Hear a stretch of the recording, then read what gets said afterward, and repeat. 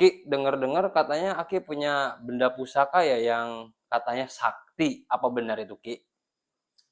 Ya, saya pernah diwariskan ya sama Ustadz Mulyana ya, karena dia tidak bisa merawatnya ya. Akhirnya saya ambil pusaka tersebut berupa keris ya, namanya Bondowoso ya waktu itu ya. Eh, efek efek samping mempunyai benda pusaka itu apa itu, Ki? Semenjak saya bawa pun dari Purwakarta itu ada keanehan ya. Jadi saya seolah-olah mau ditabrak aja. Terus bawaan ke saya juga pede buat kayak gimana gitu. Jadi setiap saya kan bawa pakai motor tuh.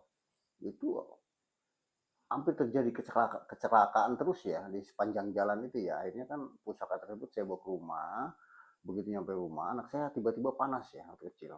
Wah, mungkin ini terkena bias energinya yang kuat ya.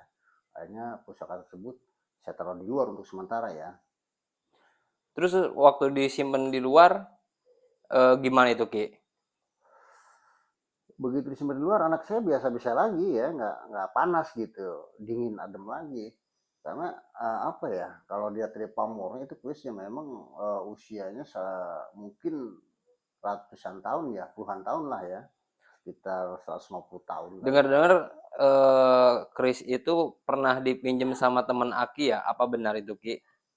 Nggak dipinjam, jadi setelah dari rumah ya, saya bawa ke padepokan saya, dan begitu nyampe saya langsung sakit ya badan saya gitu, sampai 5 hari saya nggak mau makan. Akhirnya ibu saya nongol kan dari jendela, yang katanya istighfar lu, tobat, takut lu nggak ada umur, katanya kelihatan lu parah banget nih sakitnya. Ada apa sih, saya nggak cerita tentang pusaka tersebut.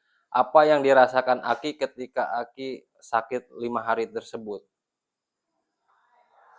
Yang dirasakan itu ya badan nyeri gitu, semangat nggak ada, nggak mau makan, nggak mau apa gitu. Terus saya ambil inisiatif ya, daripada begini, akhirnya dari situ saya bungkus, saya datangi pengajian ya, kebetulan orang lagi pada waktu itu pada ratib ya, pada baca-baca ya tawasulan gitu, saya taruh aja tengah-tengah ya. Kebetulan guru saya bilang itu apa, saya bilang bukan apa-apa, intinya untuk menguras kekuatan energi yang ada di situ ya. Terus sekarang kerisnya ada di mana, Ki? Keris itu raib ya, nggak jelas ya, karena banyak yang mau ya. Waktu saya gantung tuh, itu saya tinggal ya, saung padepokan itu saya tinggal, terus keris itu hilang ya, nggak tahu kemana gitu. Emang nama padepokannya apa, Ki? Nama padepokan saya Macan Meriang ya, atau dalam bahasa Sundanya Maung Muriang ya, Hmm. sesuai dengan ya keadaan saya waktu itu sering meriang ya.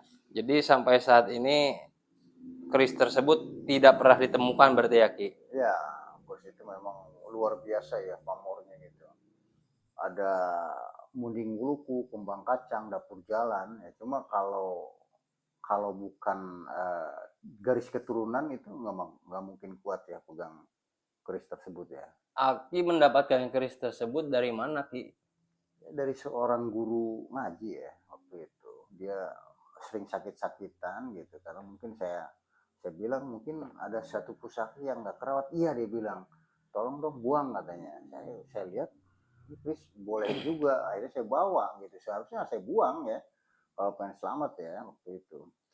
Itu kisah keris yang dipinjam sama temen Aki yang sampai istrinya temen Aki meninggal itu gimana itu, Ki? Yang mana kerisnya, Ki? Yang itu belum, yang itu bukan.